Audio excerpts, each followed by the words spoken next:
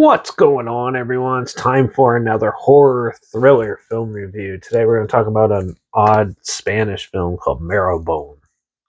It was released October 27th, 2017, and it was directed by Sergio G. Sanchez, who did films like The Girl in the Mirror, The Orphanage. That's actually a really good movie. You should check that one out. The Impossible and 7337. This had a budget of $9.9 million and a box office earnings of only about $12.3 million.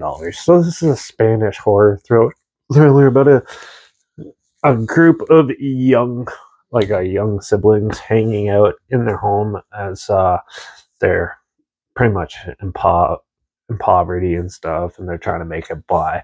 But then the kids slowly start sensing something's not right about the house, and there might even be an evil presence in the house, but they're not sure. And as they go about playing and stuff, it kind of starts showing it, and the kids and the family start really feeling the dread. So this is a pretty interesting movie. Now I'm a big fan of The Orphanage. It's one of my favorite horror thrillers out there, and it's very well done. So when I saw Sergio was doing this one, I was pretty excited. Now the cinematography in this is really good. The music's really good, and the acting is really good in this. All that is really good. The characters themselves are actually not that bad as well. They're pretty well done. Most of them are likable and stuff. And when they get into certain situations and stuff, you really feel for the characters in that. And it's pretty rare for films to do that. And the Spanish filmmakers tend to get that better than most. So I actually enjoyed that aspect of the characters. Some of them can be a little more thin and not really believable in certain scenes, but for the most part, they were not that bad. The story itself is a slow burn. This is not going to be for everyone. It's not jump scare ridden or anything like that. This is the slow, creepy feel type of horror that you get, and and it's very distinct and very well crafted and stuff. And the best part is it gets really creepy scenes, and then it fizzles out to something more not standard, but like more realistic and stuff, misperception and stuff like that. There's a lot of that in this. Now this is not going to be for everyone, and I enjoyed it, except it's a pretty simple story, and for after like you watch the whole thing and stuff, you realize not much really happens in it. It's a pretty dull tale.